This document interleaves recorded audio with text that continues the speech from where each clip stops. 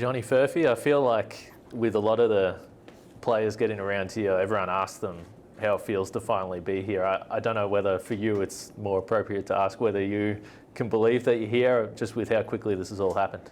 Yeah, as you said, it's happened very, very quickly.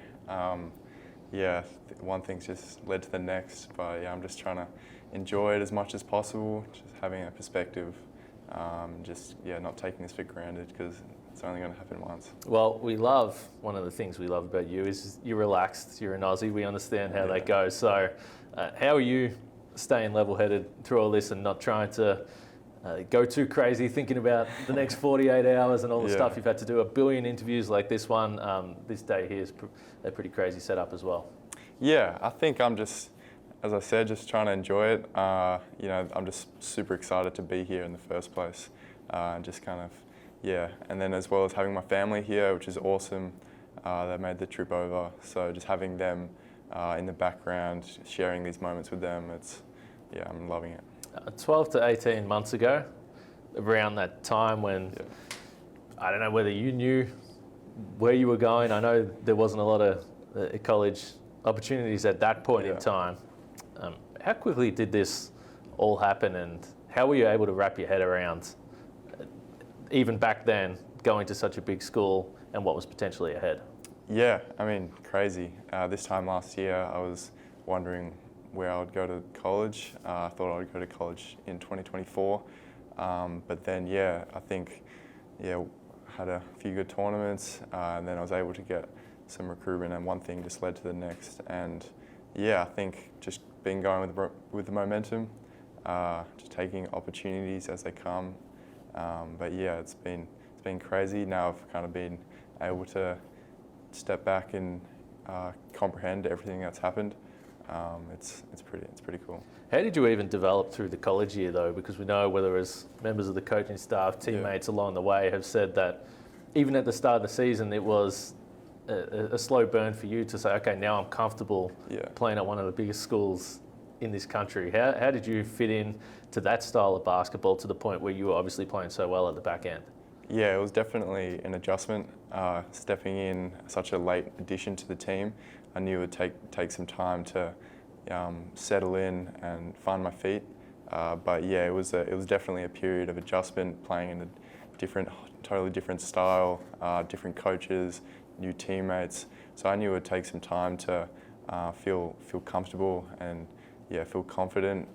Then just it was a matter of taking opportunities when they came. And as well, just not putting expectations on myself. I think I did a good job of, having a good mindset and keeping that perspective. So I'm curious though, because I can't figure out how you do it. So you say, don't put expectations on myself. Yeah. But the longer the season goes and you're playing really well and you're knocking down threes and the team is playing really well, people started to talk about you. And at the start of the season, that wasn't the case. So how do you actually stop yourself?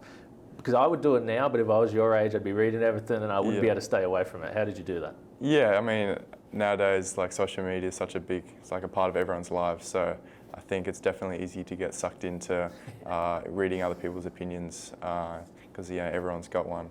Everyone's got something to say. So I think just taking that all lightly, I only really care about opinions of those who I want to care about. So it's a part of nowadays professional kind of environment. But I think learning how to deal with criticism and just outside noise and kind of maintaining a good mindset and keeping level-headed is super important. And how'd you find that then? Because as I said, this is a massive school that you're playing at Kansas, and there was a stretch through the season where you weren't shooting the ball that well. And all of a sudden you've got all these people around you and they're asking you about that and how you're working through a shooting slump. How did you find that? Because I imagine you haven't had that level of attention before, but you seem to handle it so well. Yeah, I think it was something I kind of anticipated. I was on a bit of a hot stretch and I wasn't going to keep up forever. So I didn't really realize what was going on at the time. I thought I was just playing. I wasn't kind of listening to what other people were saying. But it was definitely mentioned a lot. People saying, what's going on? Because now I was playing well. There was more expectations from other people But yeah, I think really just kind of keeping it simple, just controlling what I can control, and yeah, that was kind of the basics of it. Yeah, have you found the development of the shot though? Because overall, he shot it pretty well, and you did break out of those couple of games where you weren't shooting the ball so well. Have you found it's more getting the shots up, or it is the mental side as you continue now to move into an area where there's going to be more pressure and more eyes on you? Yeah, I think a huge factor is your mindset. Just feeling like if you're confident with your shot, like it's like you just feel better in general. So, and that just goes for everything within the game. But yeah, it's more of a mindset thing. Like if you're feeling relaxed, more free, that definitely helps you perform better. But yeah, it's something that like everyone's got to deal with. But yeah, I'm learning as everything keeps happening. But yeah. And the other thing we love is the size. So defensively, and this is why when people talk about you, they say, well, okay, he can defend, he can shoot the ball, he's 6'9", he's a guard. Defensively, it feels like every single one of these Australian guys that comes through plays defense. What can you say about the way they develop players in Australia, whether it's the centre of excellence? Because all you guys feel like you've got very similar characteristics, and it's not always common to play and to pride yourself on defense like you do. Yeah, I think Australians in general pride themselves on, being tough and going hard at the ball.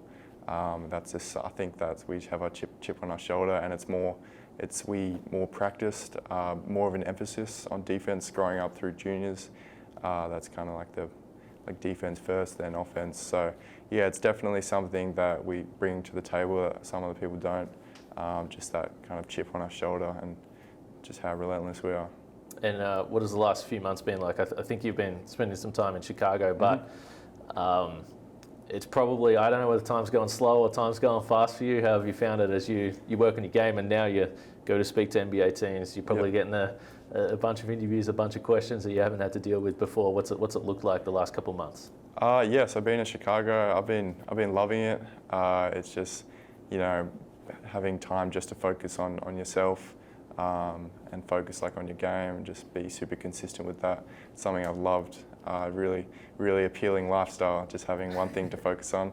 But yeah, I'm just kind of taking everything that comes on and just trying to enjoy this, because everyone says you're only going to go through this process once and you're going to remember it for your whole life. So just trying to enjoy it. What about the family? How are they hanging in there? Are they more stressed than you are, or you have to keep them under control? What does it look like? Yeah, I think they're more stressed than I am. They're super excited though. I'm just happy I can share these moments with them, and they've been able to come over. So I'm just happy that they're here. Yeah, what about the brother, Big Joe? Played basketball together when you were younger, and he's over here now. He's gone down a different path. Yep. Has he looked at you and said, maybe I could have done some things differently when I was younger and be in this seat? What's the relationship like with Joe? Yeah, so I've always been a lot more in love with basketball than he was. He was very skilled growing up, but he was never, I guess, had the motivation to kind of pursue it. But then he's recently picked up football, and he's really kind of found his groove with that.